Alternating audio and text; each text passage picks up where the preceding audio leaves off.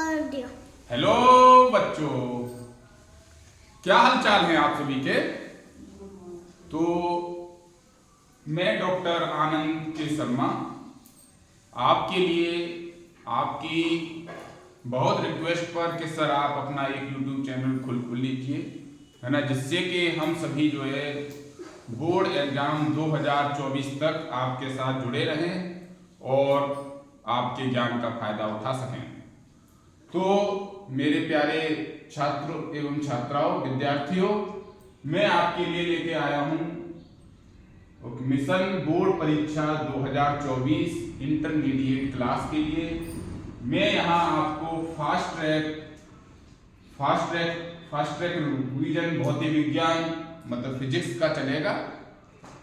जैसा कि आप लोगों को मालूम है कि बोर्ड परीक्षा 2024 इंटरमीडिएट बोर्ड परीक्षा 2024 के ज़्यादातर बोर्डों की परीक्षा फरवरी के द्वितीय अथवा तृतीय सप्ताह से स्टार्ट हो रहे हैं।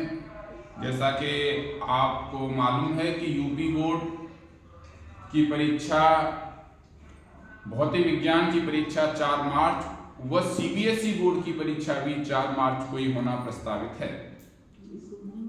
तो दोस्तों हमारे पास अभी भी बहुत टाइम है। अगर जो भी छात्र जो है पूरे साल भर कुछ भी नहीं पढ़ा है, वो भी इन वीडियो की सहायता से परीक्षा में बहुत अच्छे मार्क्स लेके आ सकता है। इस जो है YouTube चैनल का उद्देश्य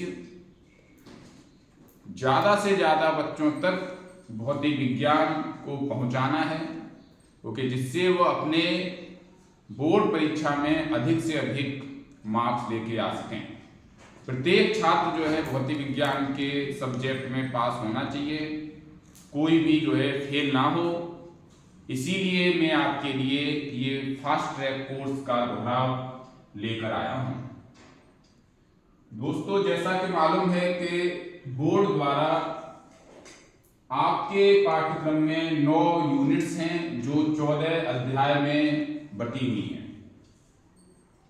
है ना। किसी भी बोर्ड परीक्षा की तैयारी करने से पहले हमें ये क्लियर कट बिल्कुल स्पष्ट मालूम होना चाहिए कि बोर्ड की ओर से इस सत्र 2023-24 के लिए कौन सा पाठ्यक्रम निर्धारित किया गया है एवं कौन कौन से टॉपिक्स इस बार कोर्स से हटाए गए हैं और कौन कौन से टॉपिक कोर्स से नए जोड़े गए। तो मैं आपकी जानकारी के लिए बताना चाहता हूं कि इस बार जो है एनसीईआरटी ने अपनी पूरी पुस्तक का फिर से अपडेट किया है।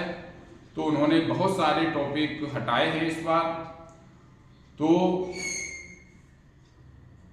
आपको आपका पाठ्यक्रम जो है नीचे पीडीएफ में लिंक में मिल जाएगा, तो आप उसे अच्छे से पढ़ लीजिए कि इस बार कोर्स में क्या है क्या नहीं है।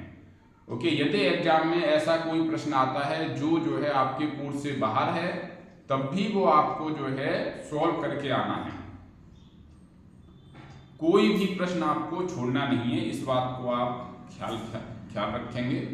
दूसरा, ये YouTube चैनल सिर्फ हिंदी मीडियम छात्रों के लिए नहीं है।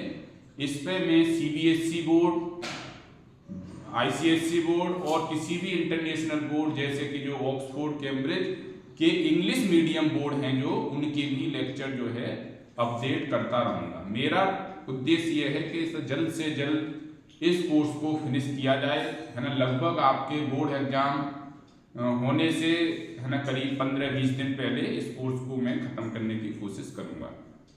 तो दोस्तों वक्त को जाया न करते हुए अपनी बात को आगे बढ़ाते हैं। तो जैसा कि आपको मालूम है कि 70 मार्क्स का भौतिक विज्ञान का पेपर आता है, जिसके लिए हमें 3 घंटे में करना है एवं 15 मिनट एक्स्ट्रा बोर्ड की ओर से आपको क्वेश्चन पेपर रीडिंग के लिए मिलता है। मेरे प्यारे बच्चों, भौतिक विज्ञान एक ऐसा सब्जेक्ट है जिसमें प्रश्न उत्तर से ज्यादा मुश्किल होते हैं। सभी जो है उत्तर एक से हैं, लेकिन प्रश्न मुश्किल होता है। तो सबसे पहले आपका टारगेट प्रश्न को बहुत अच्छे से जानना है कि क्या पूछा गया है, और है ना, तभी आप उसका उत्तर सही से लिख पाएंगे। प्रश्न में ही उत्तर है।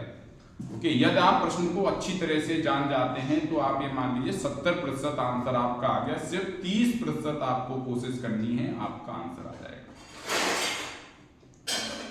तो अभी ये सोचते हैं, अभी ये करते हैं कि जो है इस भौतिक विज्ञान के क्रैश कोर्स को करने के लिए मुझे किन बिंदुओं पर अपना अध्ययन करना चाहिए, है ना। यदि दोस्तों यदि आप 15 से 20 साल के पेपर देखें तो जो है ये मैंने यहाँ 7 पॉइंट लिखे रखे हुए हैं। इन्हीं 7 पॉइंट के पैटर्न पे जो है अब तक प्रश्न पूछे गए हैं। तो हम प्रत्येक अध्याय में मैं इस जो है यहाँ आपके लिए चैप्टर वाइज जो है चीजें लेके आऊंगा, जिसमें ये 7 जो है टॉपिक, 7 जो है पैटर्न है, उन्हीं पैटर्न पे हमें जो है प्रत्येक चैप्टर को एनालाइज करना है। तो है ना, स्टार्ट करते हैं। सबसे पहले आपको मालूम होना चाहिए भौतिक विज्ञान क्या है। तो है ना, तो विद्यार्थियों, भौतिक विज्ञान प्रकृति एवं प्रकृति में घटित होने वाली घटनाओं का अध्ययन है। मुझे भौतिक विज्ञान पढ़ने का मीन्स ये है कि प्रकृति पढ़ना है, प्रकृति को पढ़ना है। अब बहुत सीधी सी बात है, अगर आपसे कोई भी कहे कि आपको अब तक आप क्या चीज पढ़ते हुए आए हैं, अब तक आप बुक पढ़ते हुए आए हैं, लेकिन अब हम क्या कह रहे हैं कि आपको प्रकृति पढ़ना है। मान लीजिए कोई पुस्तक है, वो आपको पढ़ने के लिए कहा जाए, तो उस पुस्तक को पढ़ने के लिए क्या बेसिक चीज आपको मालूम होनी चाहिए। तो आपका आंसर क्या होना चाहिए। मान लीजिए अगर जो है आप हिंदी के प्रकांड विद्वान हैं और आपने बुक को खोल के देखा तो बुक तो लिखी हुई है फारसी में, तो क्या आप उसे पढ़ पाएंगे? आप उसे नहीं पढ़ पाएंगे। अगर मान लीजिए आप इंग्लिश के बहुत बड़े है ना जानकार लोग हैं, लेकिन जब आपसे कोई बुक दी, आपने खोल के देखा तो वो तो लिखी हुई है उर्दू में, तो क्या आप उसे पढ़ पाएंगे? नहीं। तो साथियों, उत्तर बिल्कुल स्पष्ट है कि किसी भी चीज का अध्ययन करने के लिए, है ना, किसी भी पुस्तक को पढ़ने के लिए हमें उस पुस्तक में लिखी हुई भाषा का ज्ञान होना चाहिए। भाषा, language is the most important thing to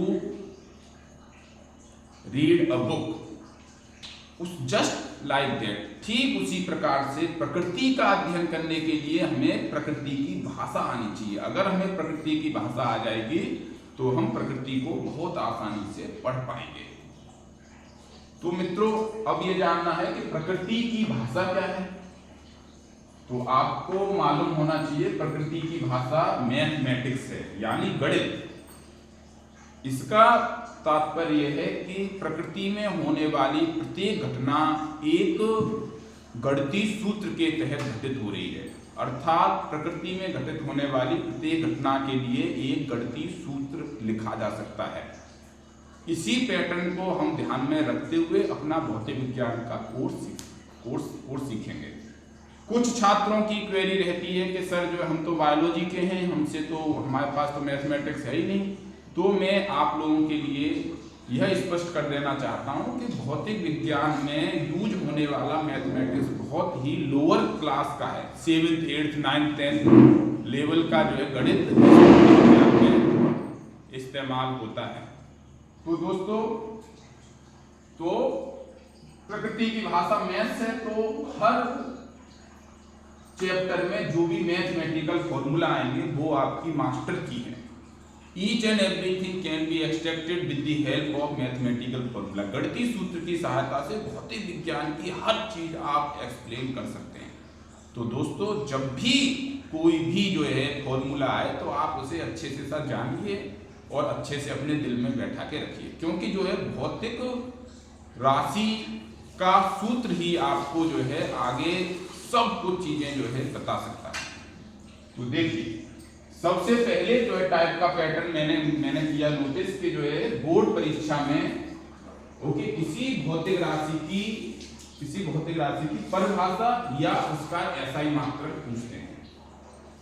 तो दोस्तों, आपको प्रत्येक चैप्टर में ये देखना है कि कौन कौन सी भौतिक राशि मैंने सीखी। इनफैक्ट जो है यदि आपको जो है भौतिक राशि में यदि आपको भौतिक विज्ञान में वार्तालाप करना है या प्रकृति के किसी भी जो है किसी भी घटना को एक्सप्लेन करना है तो उसके लिए मुझे भौतिक राशियों की, आप लोगों को भौतिक राशियों की जरूरत पड़ती है।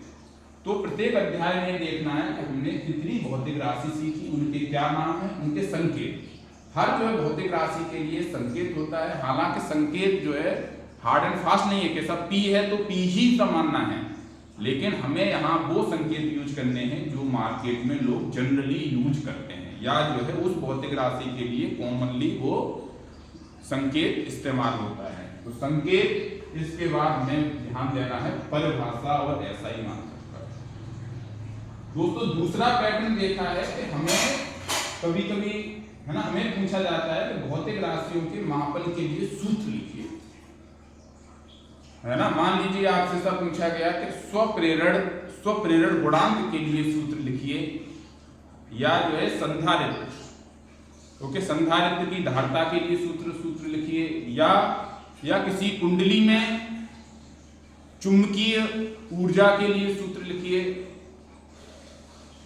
तो हमें जो है हर भौतिक राशि के लिए सूत्र मालूम होता है, तो वो सूत्र हमें याद रखना होगा। इसके बाद तीसरा पैटर्न है, कोई भी पूछ लिया लॉ या कोई भी सिद्धांत, कोई भी नियम या सिद्धांत जो पूछा जाता है, जैसे कि फैराडे का विद्युत चुंबकीय प्रेरण का नियम लिखिए, लेंज का नियम लिखिए। इस जो प्रकार से जो है कोई भी नियम या सिद्धांत आपसे एग्जाम में पूछा जाता है ना। तथा चौथा पैटर्न है, ओके, किसी भी उपकरण जैसे ट्रांसफॉर्मर या प्रत्यावर्ती धारा जनित्र या कोई भी संनिकाय जैसे कि द्रुध्रुव और संधारित्र क्या होता है, इसके बारे में आपसे पूछा जाता है। पांचवा है डेरिवेशन। आपने भौतिक राशियों के नाम सीखे, उनकी डेफिनेशन सीखी, उनके सूत्र सीखे, और कुछ जो है मतलब सिद्धांत सीखे, और कुछ सिस्टम के बारे में आपने जानकारी की। इन्हीं 4 पॉइंट के बेसिस पे हम जो किसी भी फॉर्मूला को ड्राइव कर सकते हैं, ओके।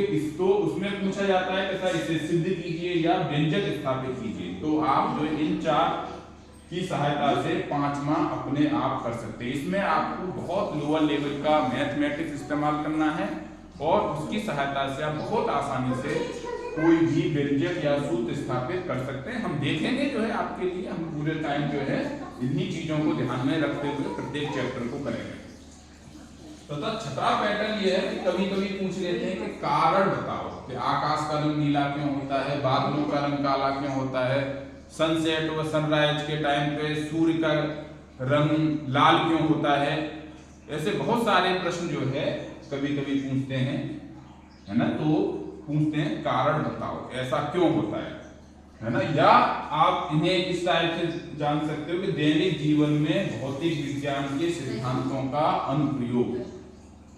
इन सब के जो है आंसर आपको जो है दैनिक जीवन में भौतिक विज्ञान के सिद्धांतों के क्या एप्लीकेशंस हैं, ये सब भी हमें मालूम होना चाहिए। कभी कभी ये सब पूछते हैं कि जैसे कि ये ट्रांसफॉर्मर भौतिक विज्ञान के किस सिद्धांत पर आधारित है, तो हमें जो है सिर्फ जो है कोई भौतिक राशि की डेफिनेशन, भौतिक राशि का सूत्र या भौतिक विज्ञान का कोई सिद्धांत सीखना इंटेलिजेंसी नहीं है। We should know to how to apply this thing on the nature. हमें ये सारी चीजें जो नेचर पे अप्लाई कैसे करनी है, तो हमें अप्लाई करना आना चाहिए, दैट द इंटेलिजेंसी। तो लास्ट वन, आंकिक प्रश्न। बोर्ड में बहुत सारे आंकिक प्रश्न पूछे जाते हैं जो कंसेप्ट और फॉर्मूला बेस्ड होते हैं। तो दोस्तों ये 7 जो है पैटर्न में आपका पूरा कोर्स जो है बांटा जा सकता है। इन्हीं 7 पैटर्न से आपको बोर्ड एग्जाम में क्वेश्चन मिलने वाले हैं। अब हम जो है चैप्टर वाइज आपके कोर्स को दोहराएंगे। इसमें इन 7 बातों का आप बहुत जो है ध्यान रखें, इन्हीं से प्रश्न आने हैं। इस क्रैश कोर्स में मैं बोर्ड परीक्षा के लिए जो अति महत्वपूर्ण प्रश्न हैं उनको रखूंगा, क्योंकि जिससे कि जो है ज़्यादा से ज़्यादा क्वेश्चन एग्जाम में आ सकें और आप जो है अच्छा पेपर करके आ सकें।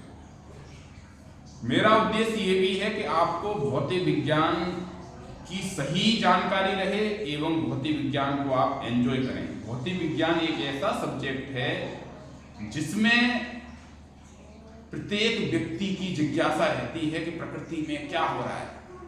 फॉर एग्जाम्पल, अभी चंद्रयान मिशन 3 हुआ,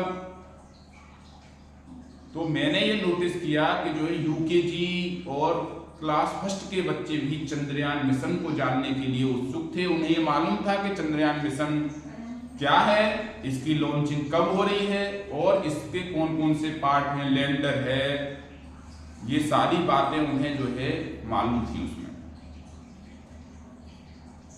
रोवर है और वो ये जानने में उत्सुक थे कि ये जो है कब तक ऐसे सब चलेगा जो है, और इससे क्या होगा।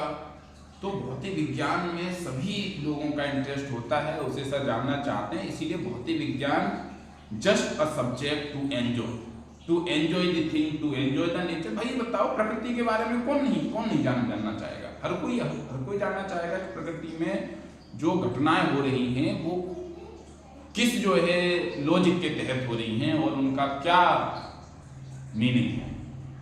ओके, तो दोस्तों, तो आज हम इसे यहीं पर रोकते हैं। तो नेक्स्ट वीडियो में मैं चैप्टर नंबर 1 और 2 मिलके जो यूनिट फर्स्ट है जिसका नाम है विद्युत स्थितिकी, इसमें दो जो है चैप्टर नंबर 1 जिसका नाम है विद्युत आवेश एवं क्षेत्र, एवं चैप्टर 2 जिसका नाम है स्थिर विद्युत विभव एवं धारिता। इन दोनों चैप्टर को हम जो है अगले वीडियो में इन्हीं 7 पॉइंट के पैटर्न पे जानने की और समझने की कोशिश करेंगे। तो थैंक यू दोस्तों। तो आप जो है एक सेपरेट नोटबुक बना लीजिए और जो है डेली का काम आप लिखते हुए जाइए। वही नोटबुक आपका जो है बहुत कम पेज में आ जाएगी और ये आपके लिए बोर्ड के एग्जाम से पहले, जैसा कि आप लोगों को मालूम है कि शायद यूपी बोर्ड के विद्यार्थियों के लिए सिर्फ 1 दिन का गैप है, एग्जाम में 1 दिन का गैप है। तो आप बिल्कुल परेशान मत होइए, है ना। अभी मैंने देखा कि जो कक्षा 11 के भौतिक विज्ञान मतलब कृषि भौतिक विज्ञान के छात्र हैं, उनके स्कीम में भौतिक विज्ञान के लिए 1 भी दिन का गैप नहीं है। तब भी आपको परेशान नहीं होना, आपके पास अभी जो है लगभग 70 दिन का टाइम है, आप उसमें आप पढ़ सकते हो आसानी से। तो चीजों को जो है आपको जो है अपनी एक जो है नोटबुक में इस टाइप से लिखना है कि अगर मुझे कोई 1 घंटे का टाइम दे, 1 घंटे बाद पेपर है, तो भी मैं उसके पेज पलट के 1 घंटे में ही अपना पूरा कोर्स तैयार कर सकता हूँ। हालांकि मेरा मानना यह है कि एग्जाम से 1 दिन पहले बिल्कुल बिंदास आप रहो जो है, और अभी जो टाइम है उसमें भौतिक विज्ञान को इस टाइप से आप कीजिए कि आपको जो है एक दिन का गैप भी आपके लिए काफी रहे, है ना छात्रों। भौतिक विज्ञान एक ऐसा सब्जेक्ट भी है कि अगर आपने उसे एक बार मन से सीख लिया तो आप आसानी से कभी उसे भूल नहीं पाएंगे। ओके, तो आप सीखिए, ओके, जिससे कि आप जो है इसे काफी टाइम तक याद कर सकें और जो है पेपर में 1 दिन का गैप या 1 भी दिन का गैप से आप बिल्कुल बॉदर नहीं होना है। आपका पेपर बहुत अच्छा होगा। इसी उम्मीद के साथ, इसी कामना के साथ मैं आज के इस वीडियो समाप्त करता हूं। Thank you very much. जो भी आपके इस जो है लेक्चर में या आने वाले लेक्चर में जो भी आपकी क्वेरी हो, जो भी आपके क्वेश्चन हो, प्लीज आप जो मतलब कमेंट बॉक्स में लिखिए। मैं जो है कोशिश करूंगा आपके सभी प्रश्नों को पढ़ के उनके उत्तर दे सकूं। धन्यवाद। Thank you very much.